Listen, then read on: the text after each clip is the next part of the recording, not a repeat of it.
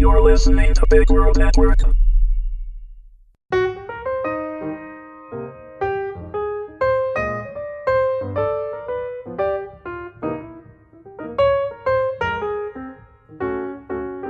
Taking the Reins, Episode 1, an Estelle Watkins mystery, written by Tristy Pinkston, read by Wendy Herman.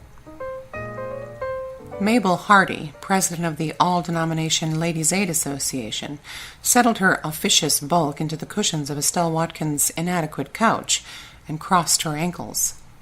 Estelle felt rather overwhelmed at this sudden, unexpected visit. She had jam on the stove, but truth be told, it was never a good time for Mabel to visit. "I'm sure you're wondering why I dropped in," Mabel began.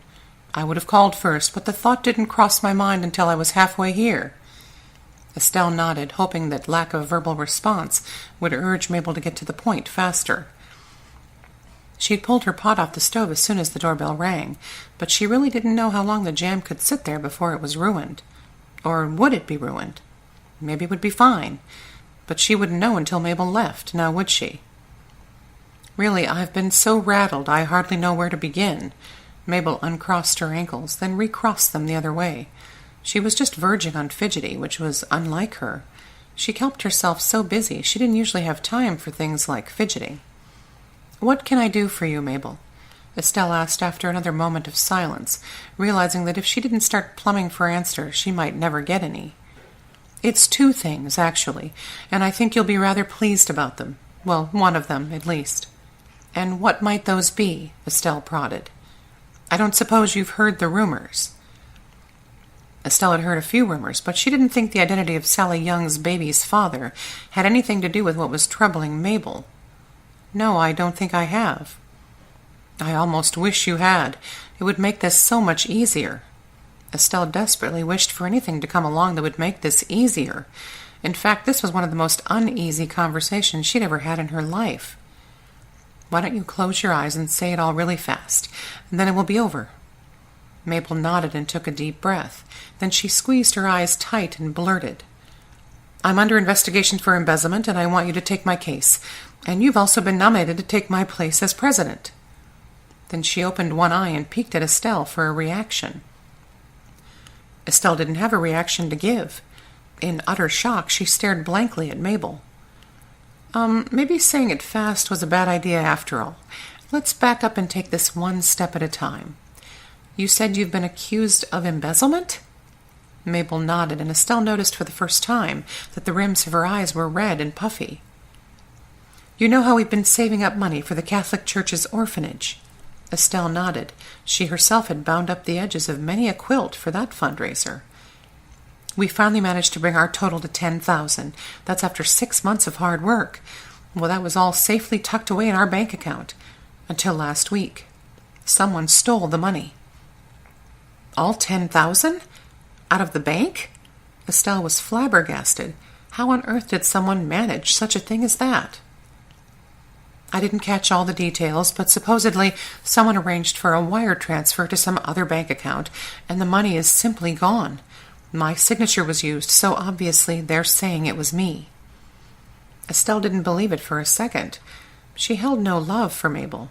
In fact, Mabel was one of the few people in the world Estelle genuinely struggled even to like. But she knew Mabel to be an honest, hard-working woman who had poured her heart and soul into the Ladies' Aid for 20 years. In fact, Mabel had founded the organization. Their church had had a small ladies' auxiliary, as did the other churches in the area, but they hadn't managed to achieve the kind of outreach that would do good on a large scale. Then along came Mabel. She had met with the leaders of each church group, suggested that they band together in love and charity, and thus the Ladies' Aid was born. Working together, they had moved mountains in their small community. Differences in theology didn't matter. They were united in purpose, which was to bring comfort to those suffering. Estelle's mind skittered to Mabel's next astonishing announcement. "And you'd like me to investigate, you say?" "Yes, if you would. I know I haven't been very supportive of your investigative skills in the past, but you have been quite successful, and I think it's time for me to swallow my pride and admit that I need you." Estelle blinked. This was turning into a truly shocking day. If she didn't know it was a Wednesday, she'd suspect it of being Friday the 13th. Or if it wasn't already late summer, even April Fool's Day. I'm sure I'd be more than happy to ask some questions, but you know I can't promise anything. I'll take anything you can give, and I'll pay you, of course. I don't have a lot. Estelle held up a hand. I can't take your money. Oh, don't be modest. Of course you can.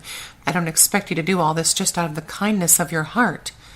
Estelle shook her head. No, I mean, I literally can't take your money. I'm not licensed as a private investigator, and I don't even have a business license. If I look into this, it's as a complete amateur, with no money changing hands and with your full knowledge that I'm not trained or anything. Oh, all right. Yes, I understand. The room fell silent for a moment as Estelle tried to process everything she'd been told so far. Finally, she opened her mouth, knowing that she'd regret it. And as for the last thing you said, I must have misunderstood you. No, I don't believe you did. While I'm under investigation, they've temporarily removed me as president of the auxiliary. You've been nominated to replace me in the interim. Of everything Mabel had said, that was by far the most shocking.